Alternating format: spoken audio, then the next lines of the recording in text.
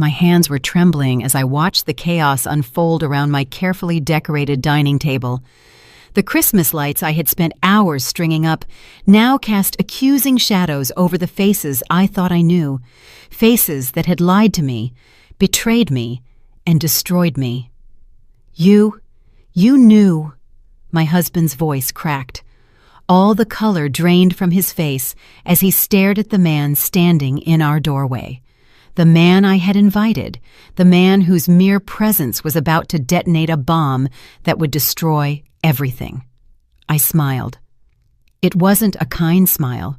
It was the smile of someone who had spent 6 weeks planning this exact moment. 6 weeks swallowing poison. 6 weeks pretending I didn't know the truth that had been eating me alive from the inside. "Oh, honey," I said, my voice sweet as arsenic. "You asked me to be mature about it, and I am." The woman beside him, his precious ex, the one he had insisted needed to join our family Christmas Eve dinner, went as white as the snow falling outside. Her perfectly manicured hand flew to her mouth. She knew what was coming. She knew who was at that door. And that's when the real screaming began. But I'm getting ahead of myself. Let me take you back to where this nightmare truly started, to the moment my perfect life was revealed to be a beautiful lie, to 3 months ago when I still believed in happily ever afters, to the day I found the message. It was October the 15th. I remember the date because it was our 7th wedding anniversary. 7 years of marriage to Marcus Whitfield, the man I had loved since college. The man who had promised me forever under a blanket of stars at a lake house in the Adirondacks. The man who had held my hand through 2 devastating miscarriages and sworn we would have our family someday. 7 years, and I still felt butterflies in my stomach when he walked through the door. I had spent all day preparing our anniversary dinner, his favorite, herb-crusted rack of lamb, roasted potatoes, and asparagus. I had bought a new dress, a deep emerald green, the color he always said made my brown eyes look like jade. I had lit candles all over our house in the suburbs of Atlanta, Georgia. Everything was perfect. Everything was a lie. Marcus's phone buzzed on the kitchen counter while he was in the shower. I wasn't a snooper. I never had been. But something about the way it kept buzzing, over and over, insistent and urgent, churned my stomach. The screen lit up with message previews from a contact saved as VH. "Can't stop thinking about last weekend. When can I see you again? Have you told her yet?" My hands went numb. The bottle of Cabernet Sauvignon I was holding slipped, but I caught it before it hit the floor. My heart hammered against my ribs, trying to escape my chest. This couldn't be what it looked like. There had to be an explanation. I unlocked his phone. I knew his passcode. It was our anniversary date. The irony would have been funny if I hadn't felt like throwing up. The messages loaded. I scrolled up, my eyes scanning words that felt like acid on my skin. "I miss your hands on me." "She doesn't understand you like I do. Our place is to be together. It always has been." And Marcus's replies. "I know. I'm working on it. She's been so fragile since the 2nd miscarriage. I need to find the right time. Just be patient. You're the one I want. It's always been you." The phone dropped from my grasp, clattering onto the granite counter. I gripped the edge of the countertop to keep myself from collapsing. The room spun. The candles I had lit suddenly seemed to mock me, their cheerful flickering a cruel joke. I went back to the contact list. Victoria Hawthorne. Victoria, his ex-girlfriend from college, the one he had dated for 3 years before we met, the one he told me they were still friends with, but that it was completely platonic, the one who occasionally liked his Facebook posts, something I'd always dismissed as harmless. I reviewed the messages. The conversation went back 6 months. 6 months of late-night texts, 6 months of I love you and I miss you.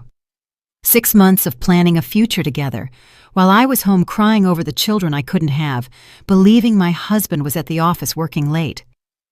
There were pictures. I shouldn't have opened them, but I couldn't stop myself.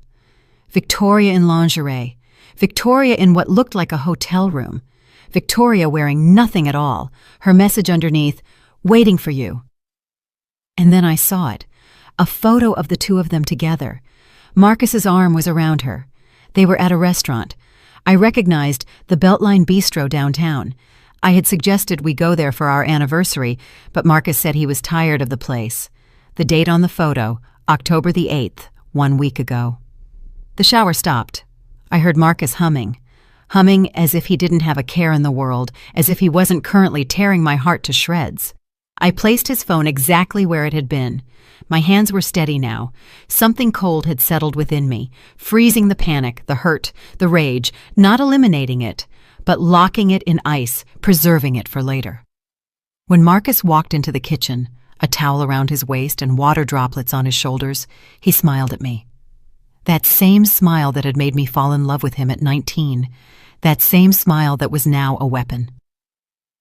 "Something smells incredible," he said, kissing my cheek. His lips felt like ice on my skin. "Happy anniversary, sweetheart." I smiled back.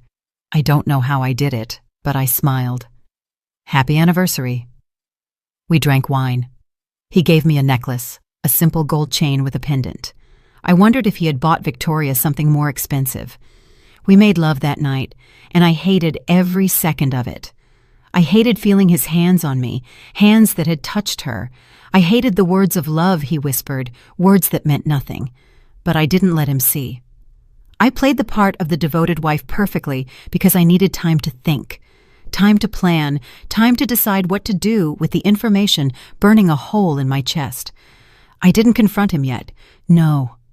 Instead, I became someone I didn't recognize. I became a spy in my own marriage. For the next 2 weeks, I documented everything. I set up a burner email account and forwarded myself screenshots of their conversations. I combed through our credit card statements and found charges at hotels, restaurants, a jewelry store where he bought her a bracelet that cost twice what he had spent on my anniversary necklace. I hired a private investigator. His name was Sam, an ex-police officer with kind eyes and a soft voice that couldn't quite hide the pity when I told him what I needed. He was expensive, but I had my own money. I worked as a graphic designer from home and had been saving for years. Sam followed Marcus for a week. The evidence he collected was exhaustive and devastating. Photos of Marcus and Victoria meeting at hotels, videos of them kissing in parking garages, call logs that lasted for hours, always when Marcus claimed to be in meetings. But Sam found something else, something that changed everything. He handed me a folder across the table at the coffee shop where we met, his expression grave. "Mrs. Whitfield, there's something you need to see." Inside the folder was a printout of a Facebook post, Victoria's post from 2 days ago. The privacy setting was set to friends only, which explained why I hadn't seen it. Sam had his methods. The post showed a photo of a ring, a diamond engagement ring on Victoria's finger. The caption read, "He finally asked. Can't believe I get to marry my best friend. Cheers to new beginnings. Engaged." The comments were filled with congratulations, but it was one comment in particular that chilled my blood. "Can't wait to meet him. Bring him to Sunday dinner." Naomi Hawthorne, Victoria's mother. She didn't know who the fiancé was, which meant Victoria hadn't told her family she was engaged to a married man. "There's more," Sam said quietly. He slid another document across the table. "I ran a background check on Victoria Hawthorne. She's not just your husband's ex-girlfriend." I stared at him, my throat tight. "What do you mean?" "She's a family therapist. She specializes in marriage counseling." He paused, letting the information sink in. "And she's published in several journals about ethics in professional relationships. She's built her whole career on being an expert in healthy relationships." The irony was so brutal it almost made me laugh. Almost. "And the man she says she's engaged to," I said slowly. "She can't tell his family he's Marcus because he's still married to you," Sam finished. "So either she's lying about the engagement or—" He hesitated. "Or he's planning on leaving me," I whispered. The lamb I had eaten threatened to come back up. Sam's expression softened. I'm sorry, Mrs. Whitfield, but yes, that's what the evidence suggests. I looked at the photo of the ring. It was beautiful. Platinum band, emerald-cut diamond, probably 3 carats. Marcus and I had been saving up for a down payment on a bigger house, one with enough rooms for the children we planned to have. I had been putting money away from every paycheck, sacrificing things I wanted because our future was more important. Apparently, he had been saving too, only not for our future, but for hers. "There's one more thing," Sam said. He looked uncomfortable now, as if he were about to deliver the blow he knew would shatter me. "I tracked his movements over the last 6 months, cross-referenced them with the calendar you provided." He pulled out a timeline. My eyes scanned the dates, and then I saw it. June the 15th, the day of my second miscarriage, the day I was in the hospital, bleeding, terrified I was dying. The day Marcus said he had to leave for a few hours for a work emergency. Sam had circled the date.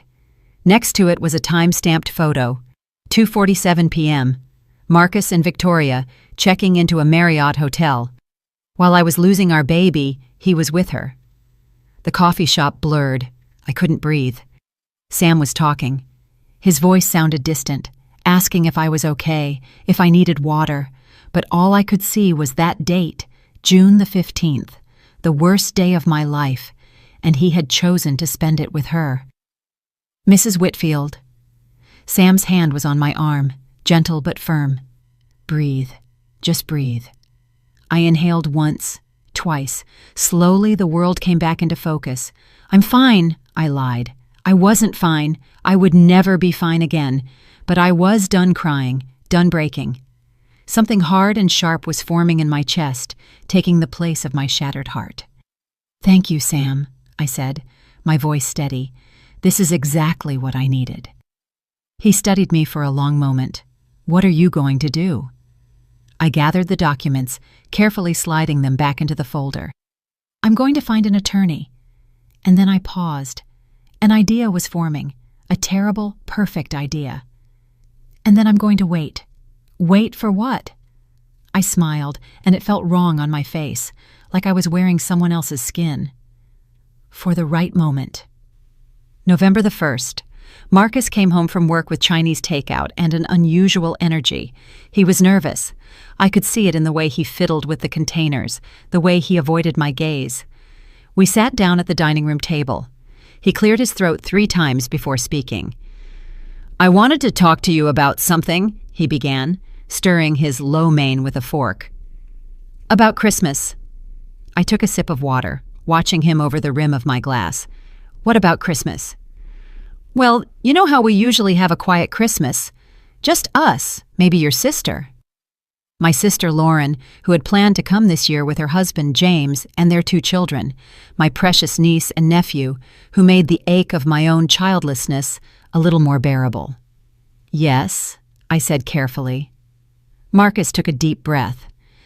"I was thinking we could do something different this year. Open up our home to more people.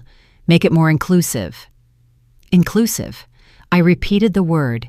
It tasted like ash. "I ran into an old friend from college recently," he continued, and the lie was so smooth, so practiced. "Victoria Hawthorne. You remember her, right? I've told you about her before." Oh, I remembered her. I had an entire folder dedicated to remembering her. "Vaguely," I said. "Well, she's going through a hard time. Her whole family is in Tampa, and she can't travel this year because of work. She's going to be alone on Christmas." He finally looked at me, his eyes pleading. "I thought it would be nice to invite her to join us. You know, spread a little holiday cheer." The audacity, the sheer breathtaking audacity. He was looking at me as if I were a problem to be solved, as if my reaction were the obstacle between him and what he wanted. And what he wanted was to have us both at the same table, his wife and his mistress breaking bread, celebrating the birth of Christ. I could have screamed. I could have thrown the Chinese food in his face. I could have pulled out the folder of evidence and watched him squirm. But I didn't, because I had a better idea. An idea that had been forming since my meeting with Sam, an idea that required Marcus to believe he was getting exactly what he wanted. I set down my glass and folded my hands on the table. Of course, Marcus. He blinked. Of course, yes. If she's going to be alone for the holidays, she absolutely should join us. That's the spirit of Christmas, isn't it? Kindness, generosity. I smiled. I'll even cook something special. The relief on his face was palpable. He reached across the table and squeezed my hand. Thank you, babe. Thank you for being so understanding. This is why I love you. You have the biggest heart. I squeezed back. My smile never wavered. Of course, honey. I want you to be happy. And I meant it. I wanted him to be happy, right up until the moment I destroyed him. After dinner, while Marcus was watching television, I went up to our home office and opened my laptop. I had been doing research for the past few weeks, digging into Victoria's life the same way she had been digging into my marriage. I knew where she worked, the Family Wellness Center, a prestigious therapy practice downtown. I knew where she lived, a modern loft in Inman Park. I knew her routines, her favorite coffee shop, her gym. And I knew one more thing, something I discovered through a bit of creative social media stalking and a fake profile. Victoria was, in fact, engaged, but she had been keeping her fiancé very secret. No photos of him on her social media, no name mentioned, just that ring and vague references to my love and my future. The comments from her friends on the engagement post were telling. When do we meet this mystery man? Girl, you're keeping him under wraps. Must be someone special. Can't wait for the wedding. It'll be back in Tampa, right? Like you always planned. She was hiding him because he was mine.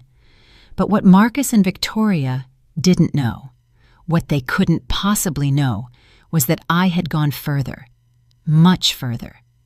I had found Victoria's calendar, not her physical one, but her digital one. I'd synced it with her professional website's scheduling system, which had laughable security, a couple of educated guesses at the security questions. Her mother's maiden name was public knowledge, her first pet's name mentioned in an old college blog post. And I was in. And there, scheduled for November the 15th, was an appointment, dinner with family, presenting not Marcus. I cross-referenced the date with her emails. Yes, I'd gotten into those too.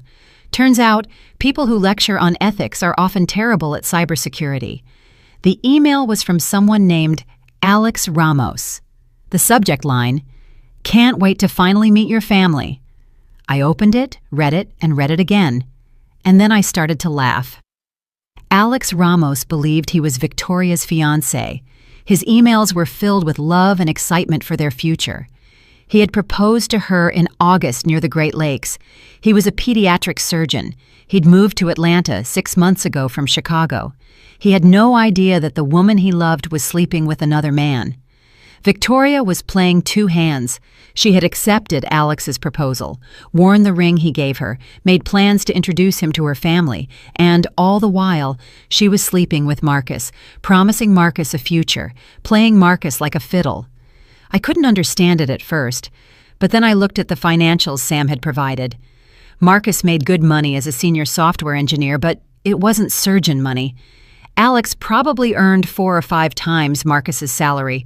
Victoria was keeping her options open. Or maybe she was just a sociopath who enjoyed the game. In any case, she had made a mistake, a critical one. She had underestimated me. I looked at the calendar. November the 15th was 2 weeks away. Christmas was 6 weeks after that. I opened a new email in my anonymous account, the one I had created specifically for this purpose, and typed, "Dear Dr. Ramos, you don't know me, but I know you. More importantly, I know Victoria Hawthorne, your fiancée. I am writing because I believe you deserve to know the truth about the woman you plan to marry." I know this email sounds unhinged. You're probably about to delete it, but before you do, I want you to ask Victoria about Marcus Whitfield. Ask her who he is. Ask her where she was on October the 8th, October the 15th, October the 22nd. Ask her why she has 2 dinner reservations for Christmas Eve. You seem like a good man, Dr. Ramos. You deserve better than lies. If you would like proof of what I am telling you, reply to this email. Otherwise, I wish you luck. You're going to need it. Sincerely, a friend. I hovered the cursor over send. This was it, the moment of no return. Once I hit send, the dominoes would begin to fall. I clicked. The email vanished into the digital ether. I leaned back in my chair, my heart pounding. Phase 1 complete. Now all I had to do was wait. Alex Ramos replied in less than 3 hours. "Who are you? How do you know Victoria? What proof do you have?" I was ready for this. I had spent days preparing for this.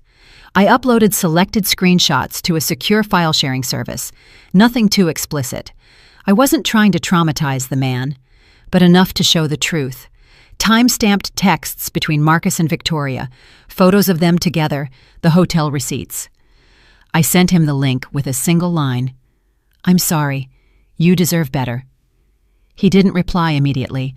I imagined him opening the files, his world crumbling just as mine had weeks ago. I felt a pang of guilt. He was an innocent in all of this, collateral damage. But he needed to know, and more than that, I needed him to know because Alex Ramos was the final piece of my puzzle. 3 days later, another email.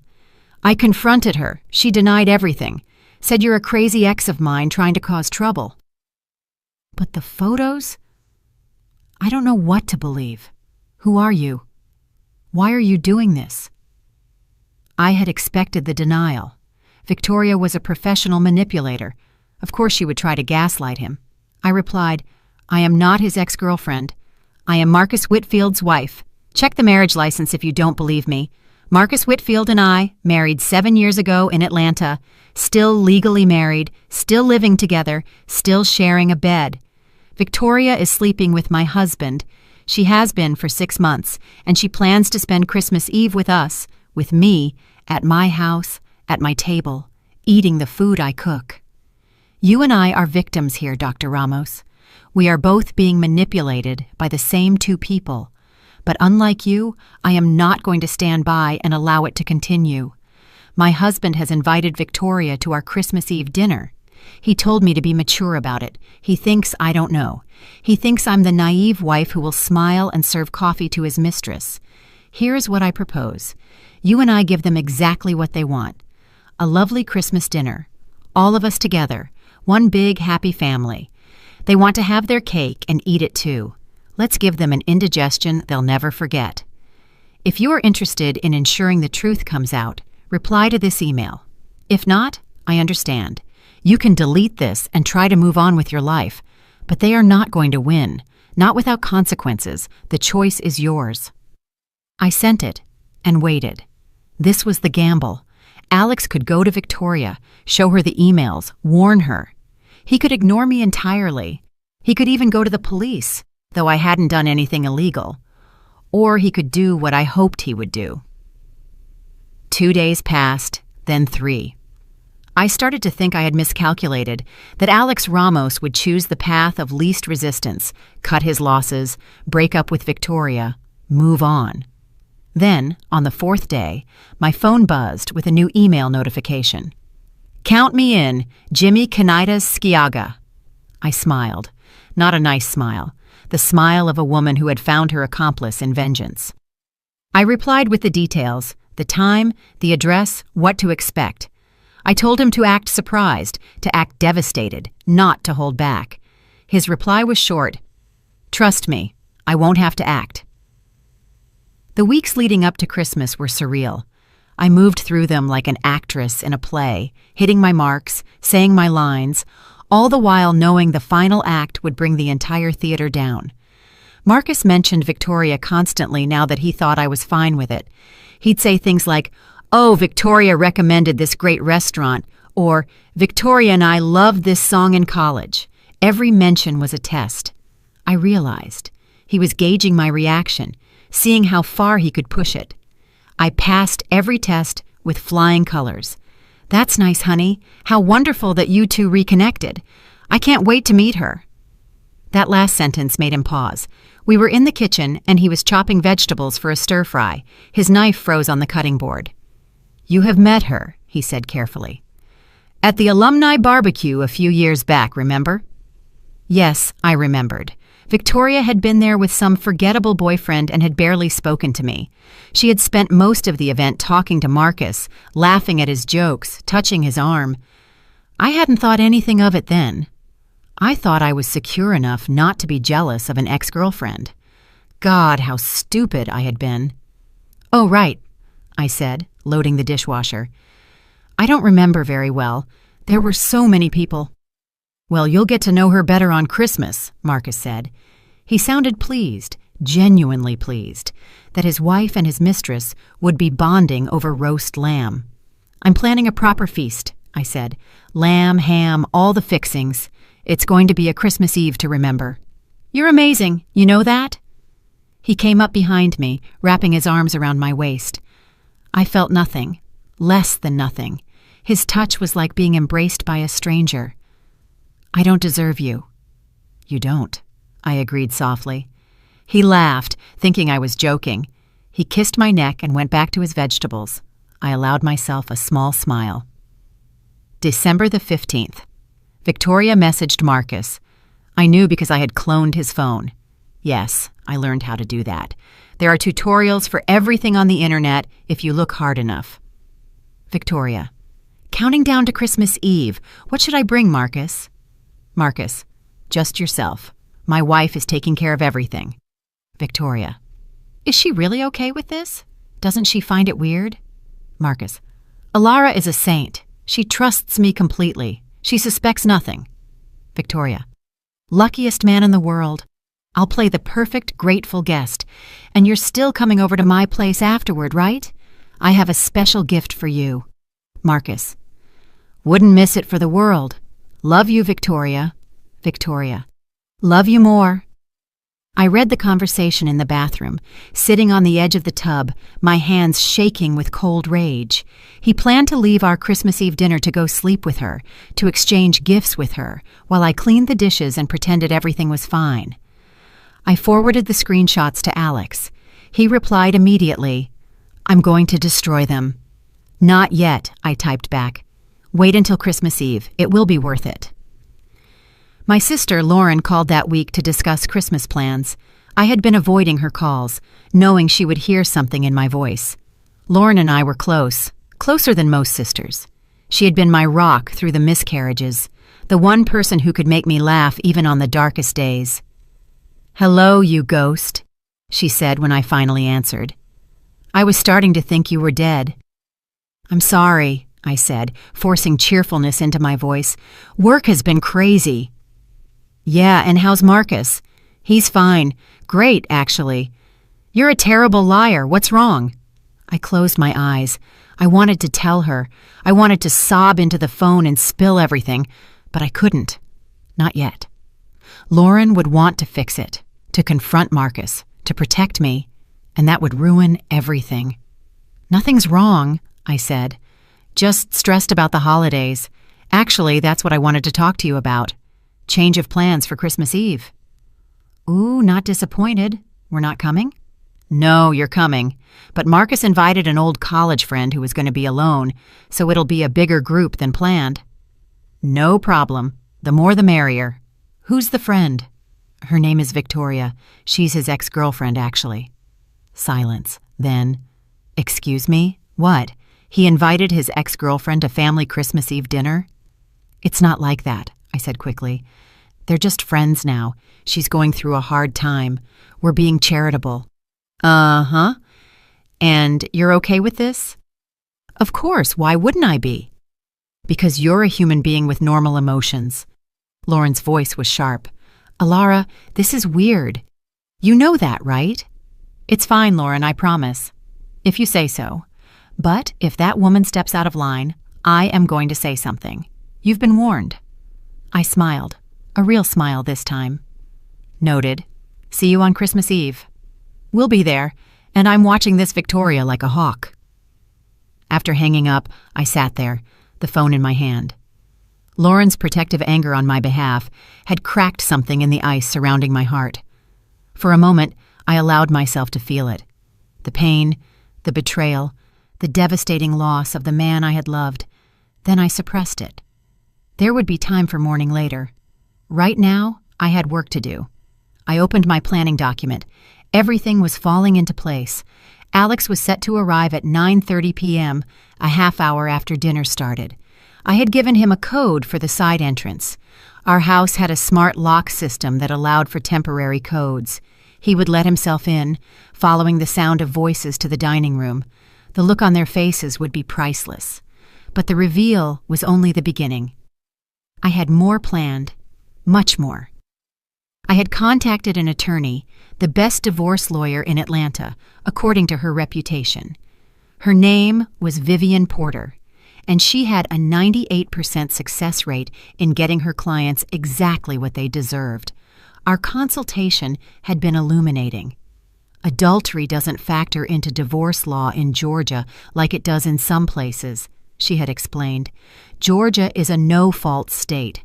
However, infidelity can affect alimony.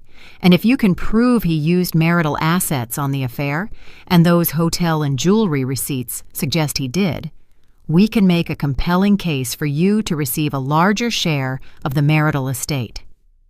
I don't want alimony, I told her. I have my own income. What I want is the house, and I want him to pay for what he did. Vivian had smiled. It reminded me of my own smile these days, sharp and cold. I think we can arrange that, especially if we can demonstrate emotional distress. The affair during your miscarriage, for example. A judge would find that particularly egregious. I had left her office with her retainer paid and the divorce papers ready to be filed. I was just waiting for one thing: Christmas Eve dinner. Because I didn't just want a divorce. I wanted witnesses. I wanted everyone to know what Marcus and Victoria had done. I wanted their shame to be public and permanent. Vivian had cautioned me. "Are you sure about this approach? It's going to be painful for you too, even humiliating. You could simply file discreetly and move on." But I didn't want to move on discreetly. I wanted them to suffer as I had suffered. I wanted them to lose things as I had lost things. Marcus had taken my trust, my security, my dreams of a family. He had made me doubt myself, made me feel like I was crazy for being fragile after the miscarriages, all while he was betraying me in the worst way possible. Victoria had built a career helping people heal their relationships. She positioned herself as an expert on ethics and trust, and all the while she was destroying another person's marriage, sleeping with another person's husband. They both deserved a hard fall. December the 23rd. 2 days before Christmas Eve, I went to the grocery store and bought everything I needed for dinner. The woman at the checkout commented on my haul. "Big Christmas celebration?" she asked cheerfully. "Oh, it's going to be unforgettable." That night, Marcus came home late. He kissed my forehead and said he'd been at a colleague's farewell party. The lie came so easily to him now. I checked his phone later. He had been at Victoria's loft. They had sex, ordered Thai food, and exchanged early Christmas gifts. He had given her a trip to the Bahamas for New Year's. She had given him an expensive engraved watch. To my always and forever. The irony was that I had bought him the same watch for Christmas, a Rolex I had saved up for over a year. It was wrapped under our tree. Right then, I retrieved my gift from under the tree. That night, I carefully unwrapped it and replaced the watch inside with something else, the divorce papers. I rewrapped it, beautiful paper with silver ribbons. I placed it back under the tree and went to bed. Lauren, James, and the kids arrived on Christmas Eve morning. My niece Emma, who was 7, ran into my arms, and my nephew Luke, who was 5, showed me his new toy truck. I held them tight, breathing in the smell of small child, sugar, shampoo, and pure innocence. "Aunt Alara, are you crying?" Emma asked, touching my cheek. "Tears of joy," I told her. "I'm just so happy to see you." Lauren watched me with worried eyes over the tops of the children's heads. She knew me too well, but she didn't press. She just helped carry their suitcases and settled the kids into the guest room. That afternoon, we had a quiet dinner, just family. Marcus was attentive and sweet, the perfect host. He joked with James about football, played trucks with Luke, and complimented Lauren's new haircut. He was so good at this. at pretending, at being exactly what each person needed him to be. It made me wonder if I had ever truly known him. After the kids were put to bed, the adults sat in the living room with wine. The lights on the Christmas tree twinkled, bathing everything in a soft glow. Bing Crosby played softly on the speakers. It looked like a scene from a holiday movie. "Well," Lauren said, swirling her wine, "tell us about this Victoria who's coming tomorrow." Marcus looked at me. I smiled, encouraging him. "She's an old college friend," he said. "We dated for a while, but that was ages ago. Ancient history. She's just having a rough patch now, family issues, and I thought it would be nice to include her." "That's very generous," James said. "That's us," I said, raising my glass. "Generous to a fault." Marcus clinked his glass against mine, oblivious to the edge in my voice. Lauren, however, caught it. Her eyes narrowed slightly. "And you're fine with this?" she asked me directly. "Your husband's ex at Christmas Eve dinner?" "Why wouldn't I be?" I asked. "I'm secure in my marriage, right, honey?" "Absolutely," Marcus said, putting his arm around me. I leaned into him, playing my part, but I was counting the hours, less than 24 hours until the performance of my life. "Well, I look forward to meeting her," Lauren said, and there was something in her voice, a warning, perhaps, or a promise.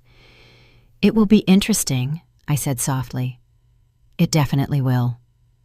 That night, I lay in bed beside Marcus, listening to him breathe. He fell asleep easily, as always, no guilt tormenting him, no conscience keeping him awake. I, on the other hand, stared at the ceiling. I thought about all the Christmas Eves we had spent together, the first one in our tiny apartment, so poor we could barely afford gifts, but so in love it didn't matter.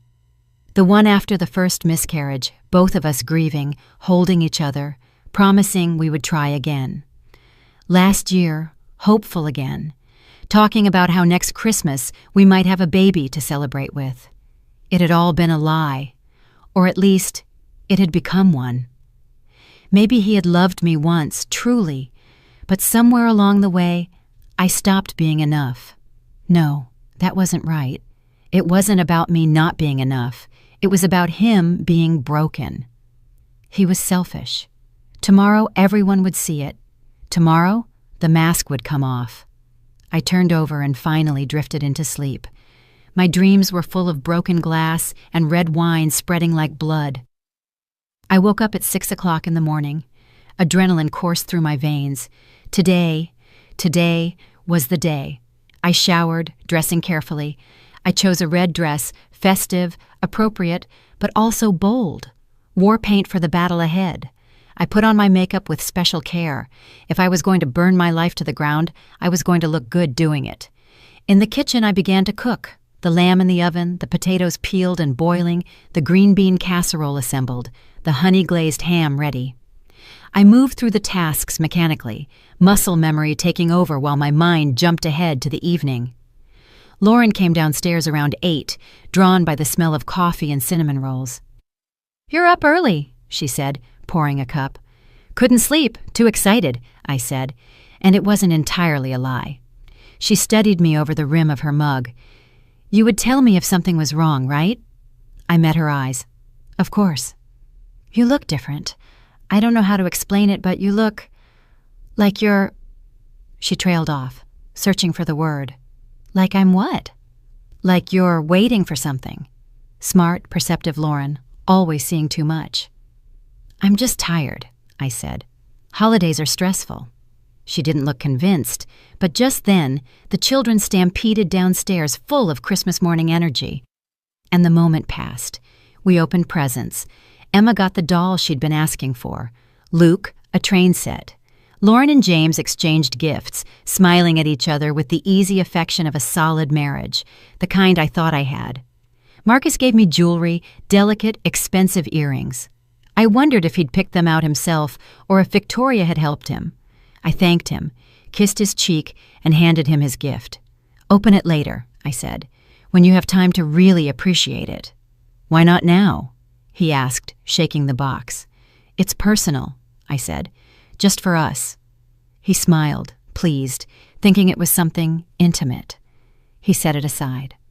The morning passed in a blur of wrapping paper and laughter.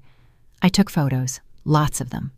Emma and Luke playing with their toys, the family around the tree, Marcus smiling, so happy, so unsuspecting. Evidence, all of it. Evidence of the before times, the last moments before everything changed. Lunch was casual, sandwiches and leftover pie. Then Lauren helped me in the kitchen while James took the kids to the park to burn off energy before the big dinner. "What time is Victoria getting here?" Lauren asked, chopping celery for the stuffing. 8 o'clock, dinner's at 9, and it's just going to be us, Marcus, and her. That's the plan, I said. A lie, but a necessary one. Lauren was silent for a moment, then said, "I don't like this. I know I said that already, but I genuinely don't. What kind of woman accepts an invitation to spend Christmas Eve with her ex-boyfriend and his wife?" "The kind who has nowhere else to go," I suggested. "Or the kind who wants something she can't have," Lauren countered. She pointed the knife at me. "I'm watching her. If she gives Marcus the side eye once, I'm putting her in her place. I'm serious, Alara. You're sometimes too nice, too trusting." If she only knew. If she only knew I was no longer nice or trusting, but something else entirely, something cold and calculating and bloodthirsty. "Let me handle it," I said. "Please, just trust me." She sighed. "Fine, but I reserve the right to say, 'I told you so,' if this goes south." "Duly noted," I said, and focused on the lamb. The afternoon crawled by with agonizing slowness. I set the table with our best china, the set my grandmother had given us for the wedding. White plates with a gold trim, crystal glasses, and silver flatware I had polished until it shone. I set 8 places. Marcus noticed. "8?" he asked. "It's only 6 of us, right? You, me, Lauren, James."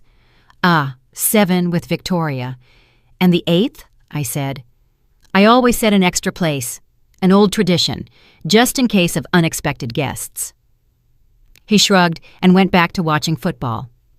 At 7:30 p.m., I checked my phone. A text from Alex. "On the way, parking down the street, waiting for your signal," I replied. 9:30 p.m., not a minute sooner. "And Alex, thank you." "Don't thank me yet. Thank me after I make them pay." At exactly 8 o'clock, the doorbell rang. Marcus jumped up. I saw the flash of excitement in his face before he smoothed it out into something more appropriate. "Must be Victoria," he said casually. "I'll get it." I walked slowly toward the door, savoring the moment. This was it, the beginning of the end. I opened the door. Victoria Hawthorne was on my porch, and she was stunning. I had seen her photos, of course, but in person, she was even more striking. Tall, slender, with dark hair styled in perfect waves. She wore a cream-colored sweater and dark jeans. Casual, but expensive. She held a bottle of wine and a bouquet of flowers. "Hello," she said, a warm, practiced smile on her face. "You must be Marcus's wife. I'm Victoria. Thank you so much for having me." I took in every detail, the way her eyes were a little too bright, too alert, the slight tension in her shoulders, the expensive engagement ring on her left hand that she had left on. A power play, perhaps, or a test. "Come in," I said, stepping aside. "We're thrilled you could make it." She stepped into my house, bringing with her the cold air and the scent of designer perfume. Marcus appeared in the hallway, and I watched them look at each other. It was brief, only a second, but I saw it. The longing, the familiarity, the shared secret. My smile never wavered. "Victoria," Marcus said, stepping forward to give her a hug. It was quick, appropriate, but I saw his hand linger a moment too long on her back. "I'm so glad you could come." "Thank you again for the invitation," she said. Then she turned back to me. "Your home is lovely." "Thank you," I said. "Let me take your coat. Marcus, get Victoria some wine." I hung her coat in the closet, expensive cashmere, I noted, and led her into the living room, where Lauren and James were wrangling the children. Victoria, this is my sister Lauren, her husband James, and their children, Emma and Luke. Lauren stood up, and I watched her assess Victoria with a critical eye. They shook hands. Nice to meet you, Lauren said, her tone polite but cool. You too, Victoria said. Your children are adorable. The small talk flowed. Victoria was good at this, charming, attentive, asking all the right questions. She complimented the decor. She admired the tree. She played briefly with the children, who instantly fell for her. Marcus watched her with barely disguised adoration. It was sickening. At 9 o'clock, I announced that dinner was ready. Everyone moved into the dining room. I had spent hours making it perfect.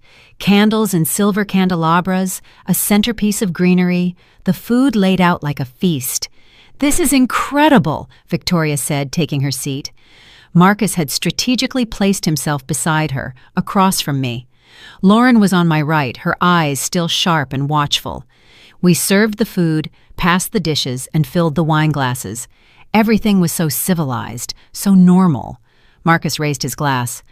I'd like to make a toast to family, to friends, and to the spirit of Christmas, and to my wonderful wife, who put all of this together. To your wife, Victoria repeated, meeting my eyes. There was a challenge there. She was enjoying this, enjoying sitting at my table, eating my food, all while sleeping with my husband. I smiled back. To new beginnings, I said. We clinked glasses. We ate. The food was perfect. The lamb juicy, the sides flavorful, all synchronized with precision. So, Victoria, Lauren said, her voice conversational. Marcus mentioned you're a therapist. I am, Victoria said. I specialize in family and couples counseling. How ironic, Lauren murmured, just loud enough for me to hear. It's very rewarding work, Victoria continued. I help people navigate difficult relationship dynamics, communication issues, trust issues. Infidelity. The last word hung in the air. Was she provoking me, or was she simply oblivious to the irony? Infidelity must be a difficult subject to treat, I said. I mean, helping people rebuild trust after a betrayal. Victoria nodded. Trust is the foundation of any relationship. Once it's broken, it's very hard to repair. And do you believe it can be? I asked. Repaired. She considered it. Sometimes, if both parties are committed to the truth, but often the betrayal is just a symptom of deeper issues. Sometimes relationships end because they were never meant to last. Wow, I said. What a depressing thought. I prefer to think of it as realistic, she said. Marcus watched our exchange nervously. He sensed something, but he couldn't pinpoint it. 9:25, 5 minutes. My phone was in my pocket. I had given Alex the code to the side door. I told him exactly when to arrive. All I had to do was send the message. Excuse me, I said, rising. I need to check on the dessert. I went to the kitchen, pulled out my phone, typed now, and sent it. Then I took a deep breath, smoothed my dress, and walked back into the dining room with a smile. Dessert will be ready in a few minutes, I said. But first, I have a surprise. Marcus looked up, curious. A surprise? Yes. Remember how you said we should be more inclusive this Christmas? Make it more festive? Yes, he said slowly. Well, I took your advice. I invited someone else to join us. Someone I thought should be here. Victoria's fork stopped halfway to her mouth. Her eyes met mine, and for the first time, I saw a flicker of fear. Who? Marcus began. The side door opened. Footsteps in the hall. Everyone turned. Alex Ramos walked into the dining room. He was tall, handsome in the way surgeons often are, neat and professional. He wore a dark sweater and jeans. His eyes were bloodshot, as if he had been crying or hadn't slept. He looked at Victoria. "Hello, sweetheart," he said, his voice eerily calm. "Surprise?" Victoria went white. The blood drained from her face so completely I thought she might faint. "Alex," she whispered. "What? What are you doing here?" "What am I doing here?" His laugh was brittle. "I was invited by your lover's wife." Marcus shot up so fast his chair clattered backward. What is going on? Sit down, Marcus, I said softly. We've just started. Who is this? Marcus demanded, looking between Alex and me. This, I said, is Dr. Alex Ramos, Victoria's fiancé, or didn't you know she was engaged? The room went silent. Lauren's jaw dropped. James looked confused. The children, thankfully, were in the other room watching a movie. Marcus spun toward Victoria. Fiancé? Victoria was shaking her head. No, Alex, what is she talking about? Why are you here? Don't you dare, Alex said, his voice sharp. Don't you dare lie to me anymore. I've seen the evidence. I've read the messages. I know about Marcus. I know everything. Messages, Marcus said, his face changing color now, red, white, and red again. Victoria, what is he talking about? Oh, you don't know either. Alex turned to Marcus. Your girlfriend here has been sleeping with both of us. You thought you were the only lover. I thought I was her faithful fiancé. Turns out we're both idiots. That's not true, Victoria said, standing up. Her voice was shrill.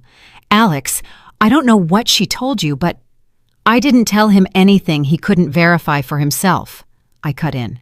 The photos of you and Marcus at the Beltline Bistro, the Marriott, those told the story perfectly. Marcus's eyes snapped to me. You knew. Oh, honey, I said, my voice syrupy. I've known for months. The silence that followed was deafening. You knew, Marcus repeated, his voice hollow. Since October the 15th, I said. Our anniversary. Remember the night you came home smelling like her perfume? I found the messages while you were in the shower. Lauren stood up. Excuse me? What? Marcus, you've been cheating on my sister? Lauren, Marcus began, but she cut him off. With this woman? Lauren pointed at Victoria. The one you invited to our family Christmas Eve dinner? It's not. I can explain. Marcus was lost, looking between all of us. Oh, this is going to be good, Alex said, crossing his arms. Please, Marcus, explain to all of us how you've been sleeping with my fiancé for 6 months. 6 months? I said, tilting my head. Alex, honey, it's been longer than that. The messages go back 6 months, but they've been reconnecting for at least a year, haven't you, Marcus? Marcus looked like he was going to vomit. And Victoria, I continued, turning to her, I have to say I'm impressed. Juggling 2 men at once, that takes skill. Alex here makes, 4 times Marcus's salary? But Marcus gives you that emotional connection, that history. Why choose when you can have both? You're crazy, Victoria said, but her voice was trembling. I am. Let's see. I pulled out my phone. I've documented everything. Texts, photos, hotel receipts. Marcus charged them all to our joint credit card, which was careless, but I guess he thought I was too stupid to notice. I started reading from my phone. She doesn't understand you like I do. You're the one I want. It's always been you. I can't wait until we can be together openly. Stop, Marcus said. Oh, we've just gotten to the good part, I said. June the 15th. Do you remember that date, Marcus? His face told me he did. For those who don't know, I said, addressing the room, June the 15th was the day I had my second miscarriage. I was in the hospital, bleeding, terrified I was dying, and Marcus left. He said he had a work emergency. I pulled up the photo on my phone and held it up. This is Marcus and Victoria checking into the Marriott at 2:47 p.m. while I was losing our baby. Lauren gasped. James swore. Even Alex looked stunned. Marcus's face fell apart. It wasn't like that. I was distraught. You needed to screw your ex-girlfriend while your wife was in the hospital, I finished. Say it. Be honest for once in your miserable life. My God, Lauren said. She moved to my side, her hand on my shoulder. Marcus looked at me. He truly looked at me, and I saw the moment he realized he didn't know me anymore. Why? He asked. Why didn't you say anything? Why go through all this?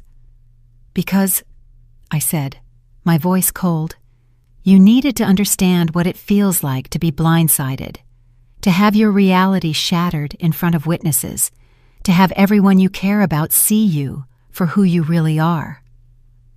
I walked over to the Christmas tree, picked up his gift, came back, and handed it to him. "Open it," I said. "No, really, open it." With trembling hands, he unwrapped the gift.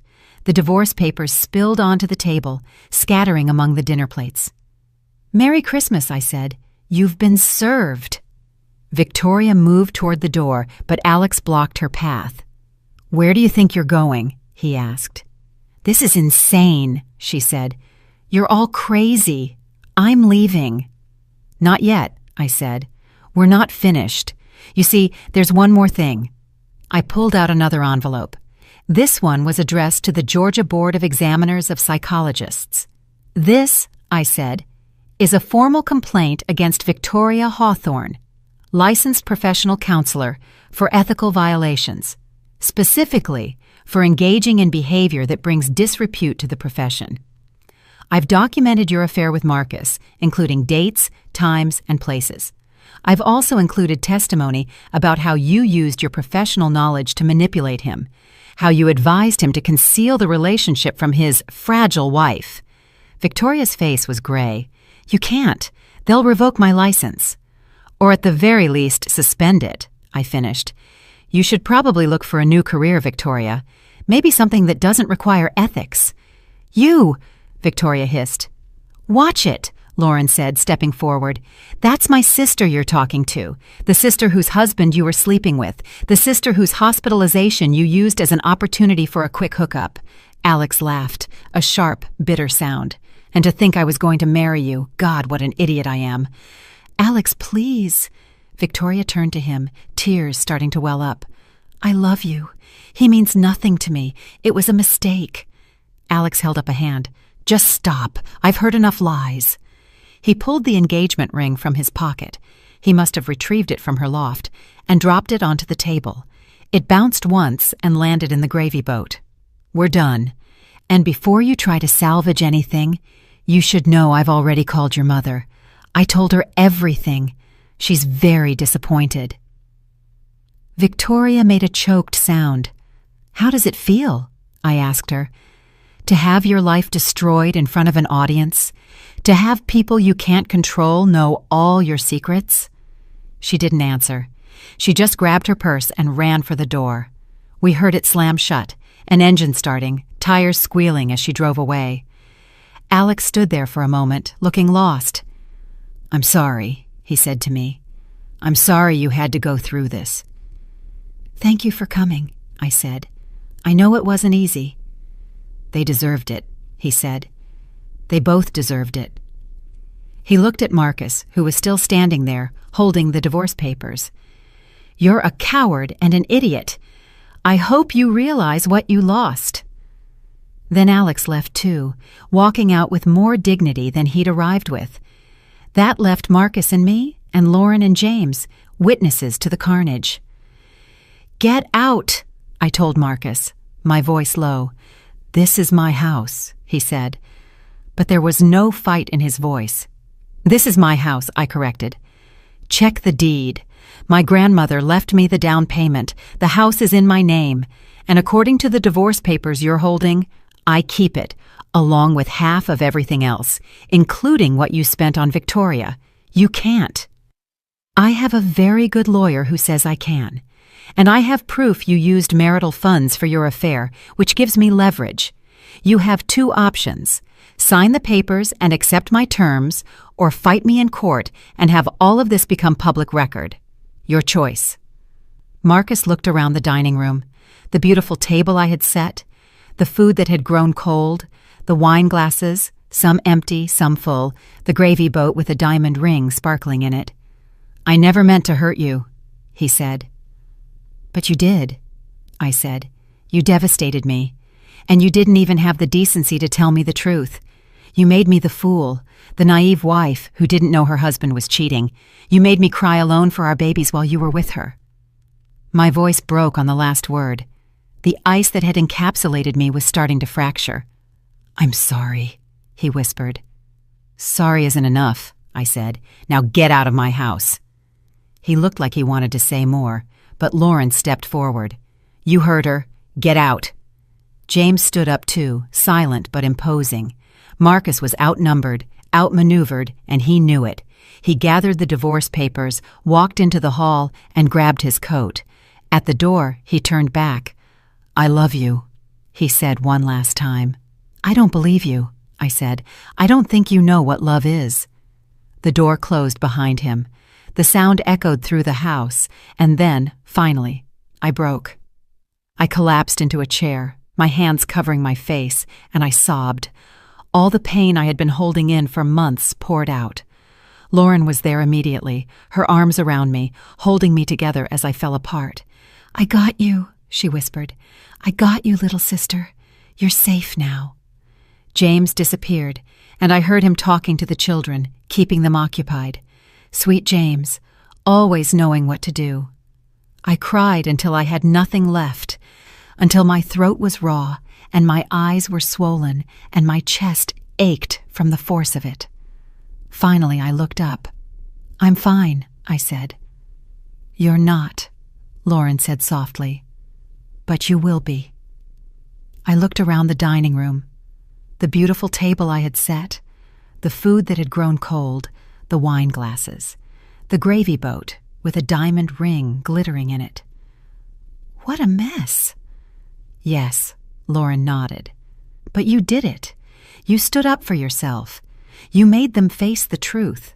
Was it worth it?" I asked. "Or did I just destroy everything out of spite?" Lauren was silent for a moment. Then she said, "What did they leave you with? A husband who didn't love you? A marriage that was a lie? A future built on betrayal? You didn't destroy anything worth keeping. You just cleared the path for something better." I wanted to believe her. I wanted to believe that this pain had a purpose, that the ashes of my old life would nourish something new. But in that moment, sitting among the wreckage of Christmas Eve dinner, I just felt empty. June the 15th, the anniversary of my second miscarriage, the anniversary of Marcus's worst betrayal. But this year, it meant something different. I stood in front of the bathroom mirror in my newly renovated master suite, my suite now, in my house, and barely recognized the woman staring back. I was thinner, sharper somehow. Her eyes held something they hadn't before. Not exactly hardness, but a kind of clarity. The clarity that comes from watching your illusions burn. 6 months since that Christmas Eve dinner. 6 months since I detonated my life and watched the pieces scatter. The aftermath had been brutal. Marcus had signed the divorce papers within a week. He didn't really have a choice.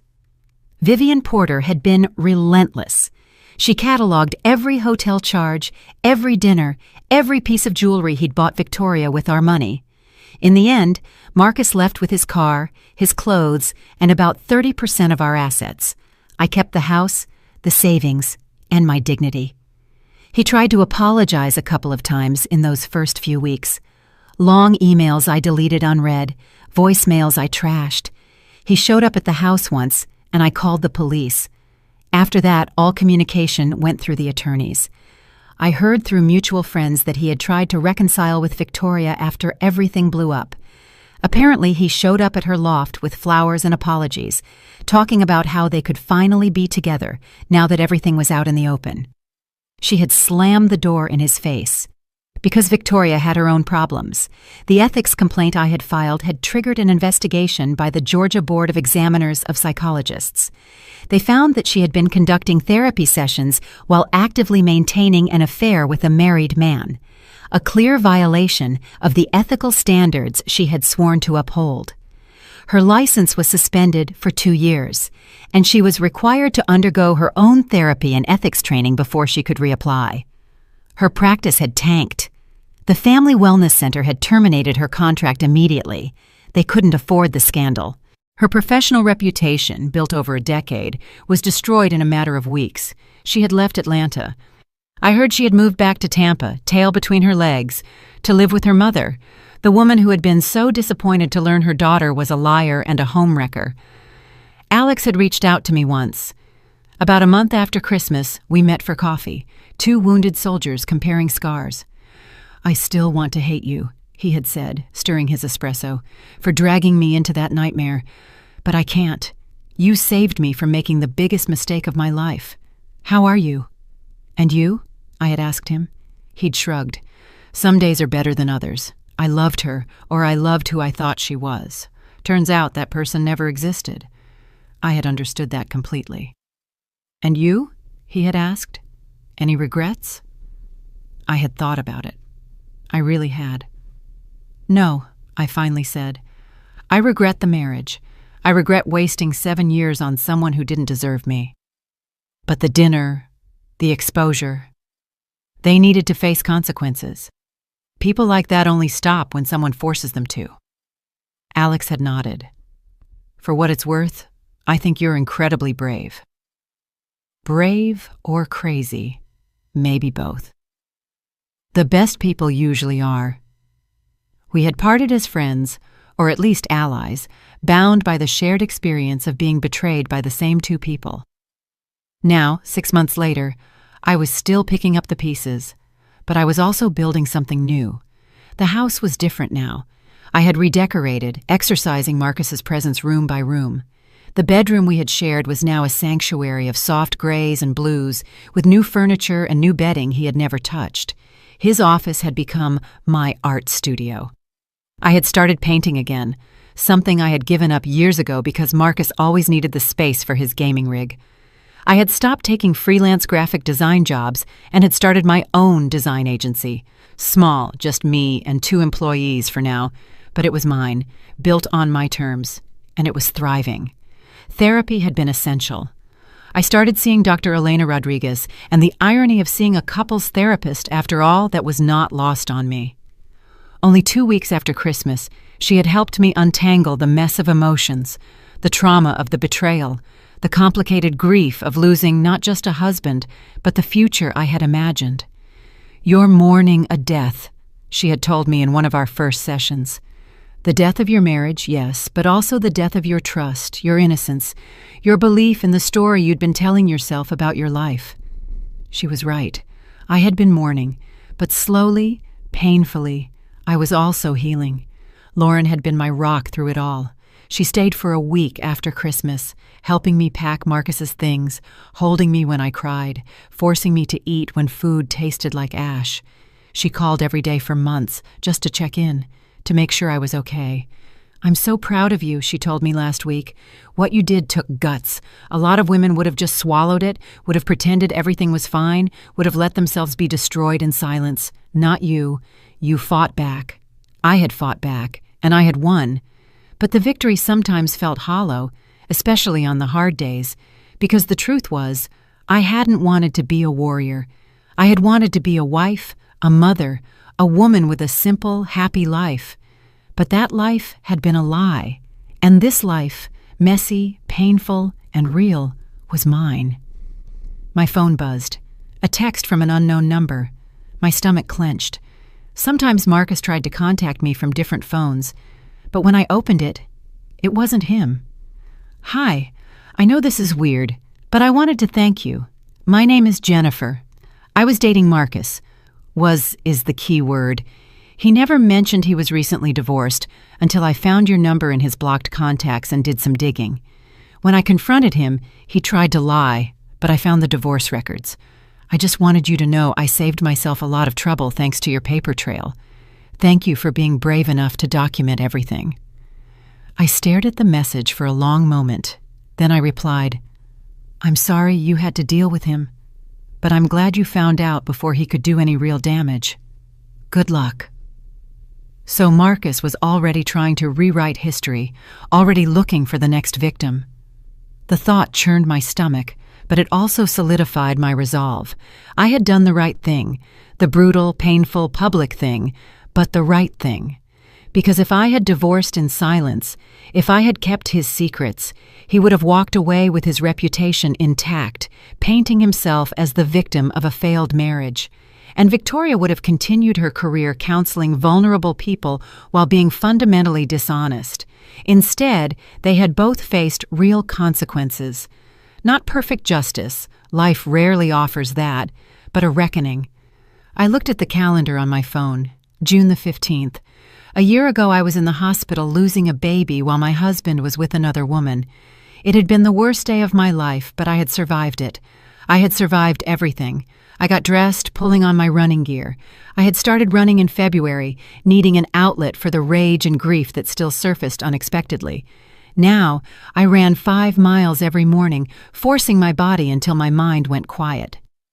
As I tied my sneakers, I thought of the woman I had been a year ago, naive, trusting, believing that love and loyalty were enough, believing that if I was good enough, patient enough, understanding enough, everything would work out. That woman was gone, dead and buried beneath the rubble of that Christmas dinner. The woman I was now understood that some people don't deserve patience, that being mature about disrespect is just another way of accepting abuse, that sometimes the only appropriate response to betrayal is scorched earth. I stepped out into the June morning. The air was fresh with the scent of the roses I had planted in the front garden. My roses, my garden, my life. I started running, my feet finding their rhythm on the familiar path through the neighborhood. As I ran, I felt something shift inside me. Not exactly forgiveness. I wasn't there yet. Maybe I never would be. But something close to acceptance. This was my story now, not the fairy tale I had imagined, but something more complex, more real. A story of betrayal and survival, of breaking and rebuilding, of vengeance and redemption. And unlike the story Marcus and Victoria had tried to write, where I played the fool, the obstacle, the woman too broken to notice what was happening right under her nose, this story was mine. I had taken control of the narrative. I had written the ending. Or perhaps not the ending. Perhaps just the end of one chapter and the beginning of another. My phone buzzed again. Another text, this time from Lauren. "Don't forget about dinner tonight at our house. James is grilling. The kids miss their cool auntie." I smiled. Cool auntie, I liked the sound of that. I replied, "Wouldn't miss it. Bringing wine. Make it the good stuff. We're celebrating." "Celebrating what?" Lauren texted back. 6 months divorced. 6 months of not taking any crap. 6 months of being the strong, independent woman I always knew you were. Tears pricked my eyes, but they were good tears. Tears of gratitude. I ran faster, pushing myself harder, feeling my heart pound and my lungs burn, feeling alive in a way I hadn't been in years. Because that's the thing about betrayal. It can destroy you, yes. It can reduce you to nothing, leave you questioning everything you thought you knew about yourself and the world. But it can also forge you into something stronger, something unbreakable. Marcus had thought I was fragile. He had used my grief, my vulnerability, my trust as weapons against me. He had completely underestimated me. I rounded the corner back toward my house, slowing down to cool off.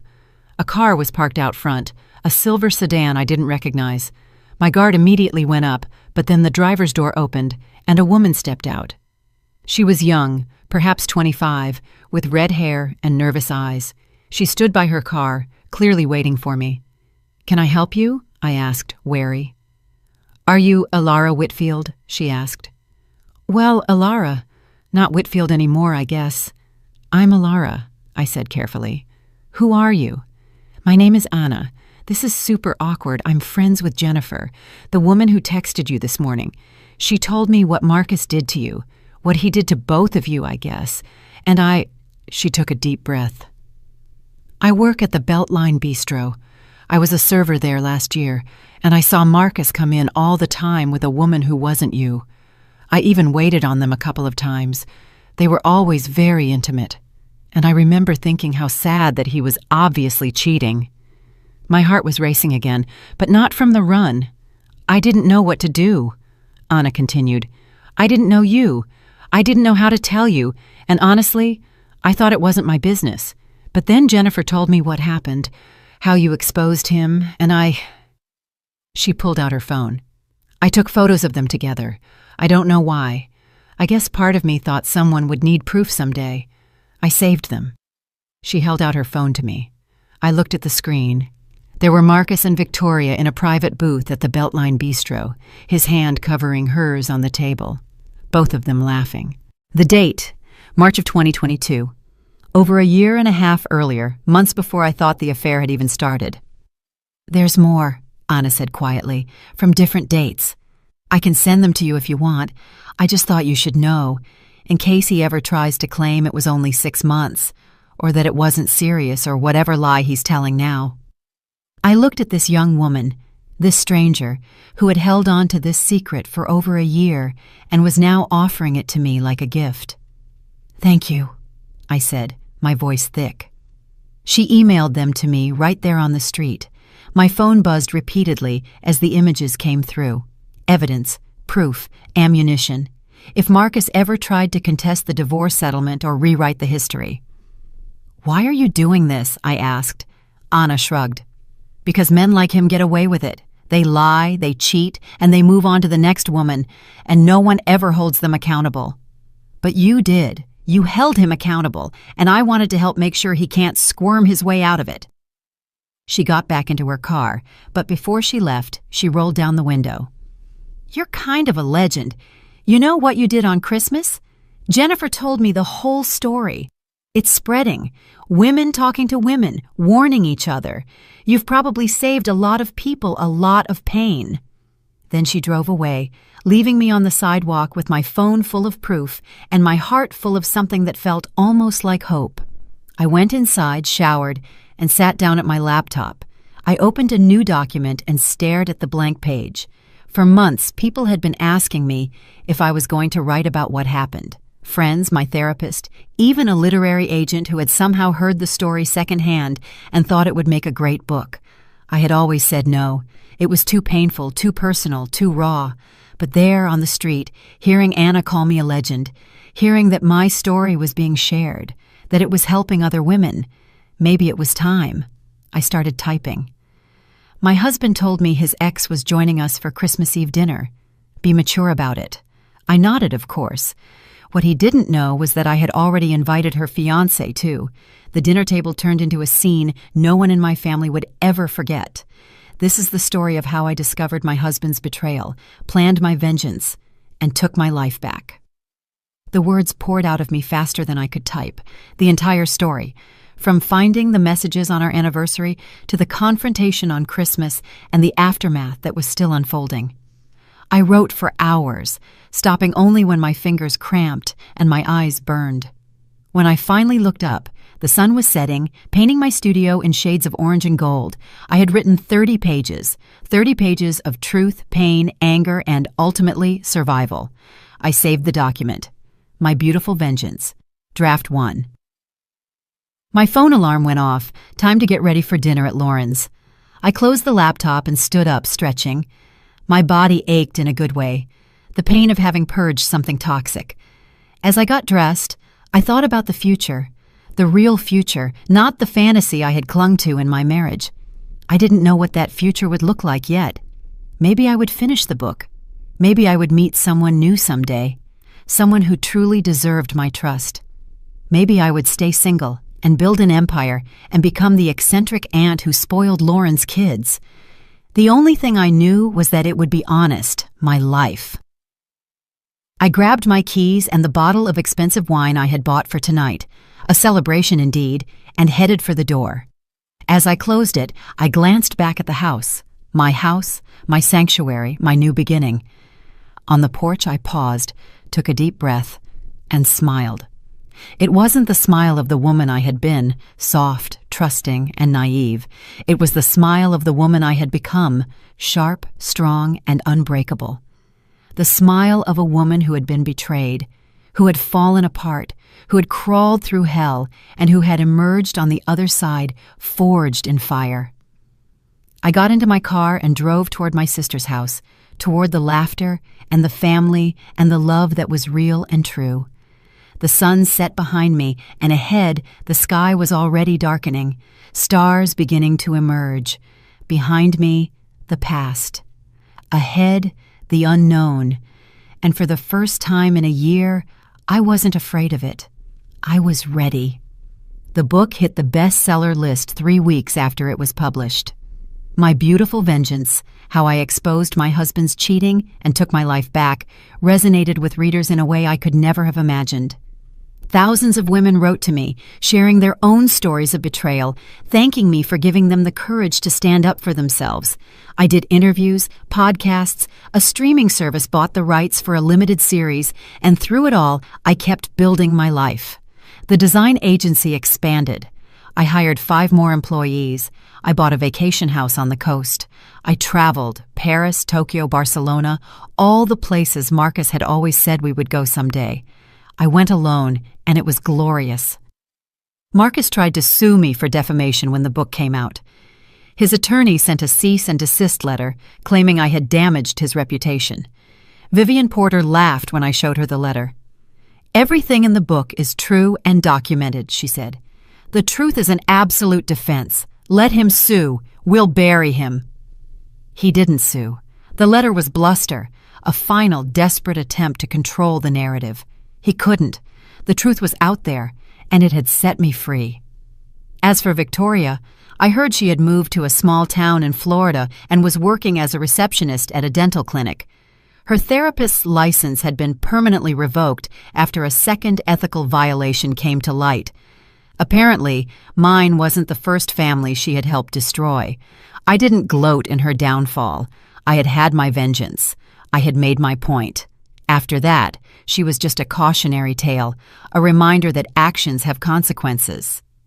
Alex reached out when the book came out. He had read it and wanted to thank me for changing his name and being fair to him in the telling. "You could have made me look like an idiot," he wrote, "but you treated me with respect. I appreciate that." We had become genuine friends over the year, bonded by our shared experience and mutual healing. He had started dating someone new, a nurse at his hospital, kind and genuine, and nothing like Victoria. They seemed happy. And me? I stood in my studio, looking at the canvas in front of me. I had started painting again, truly painting, not just dabbling. This work was abstract, all reds and blacks and sharp white lines, pain and rage and survival, all swirling together. My phone rang. Lauren. "Hey, little sister," she said when I answered. "What are you doing for Christmas this year?" Christmas. The word didn't hurt anymore. It didn't make me think of broken wine glasses and confrontations and the end of everything. Now, it just meant family. Real family. "Same as last year," I said. "Small dinner. You, me, some friends maybe." "Perfect. The kids are already asking if you're going to make that chocolate cake again." "Obviously." We chatted for a few more minutes, making plans, laughing over nothing. A normal, beautiful sister conversation. After I hung up, I looked out the window at the snow starting to fall. December in Atlanta, the city transforming into something clean, white, and new. A year ago, I had burned my life to the ground at a Christmas Eve dinner table. I destroyed my marriage, exposed 2 liars, and walked through the fire to get to the truth. And now, 1 year later, I was standing in the ashes, looking at what I had built from the ruins. It was beautiful, not the beauty of innocence or naivete, the beauty of survival, of strength earned through suffering, of a life rebuilt on a foundation of truth instead of lies. I picked up my paintbrush and added another stroke to the canvas, a line of gold slicing through the darkness, hard-won, real hope. My phone buzzed, a text from an unknown number. "Thank you for your book. I found messages on my husband's phone last night. I was going to pretend I didn't see them, but then I remembered your story. I'm going to confront him tonight." I texted back, "You don't need luck, you need courage, and you already have that. You've got this. And if you need help, reach out. You are not alone." Because that's what surviving a betrayal did. It connected you to everyone else who had walked that path. It created a network of warriors, all of us scarred, but standing. I put down my phone and looked at my painting, my life. Marcus had tried to break me. He had lied to me, betrayed me, used my pain and my love as weapons against me. But I had survived. More than survived. I had thrived. And that was the best vengeance of all. Not the confrontation on Christmas, satisfying as it was. Not the divorce settlement, fair as it was. Not even the book, successful as it was. The best vengeance was this: living well, being happy, building something real and beautiful from the wreckage of what he destroyed. I was whole again, different than before, scarred, but stronger, wiser, braver. And I had done it myself. I smiled. That smile that was now mine, earned and real. I turned back to my canvas. I had work to do, a life to live, a future to create. And this time, I was writing the story. No more beautiful lies. Just the beautiful, brutal, honest truth. And it was enough. It was more than enough. Did you like my story? And which city are you listening from? Let's meet in the comments. If you liked the story, you can support me by sending a super thanks so I can keep bringing more stories like this. Thank you so much for your sweet support. I'm looking forward to your comments on the story. On the screen, you can see 2 new life stories that I highly recommend. There's so much more on my channel. Don't forget to subscribe. See you in the next life story with love and respect.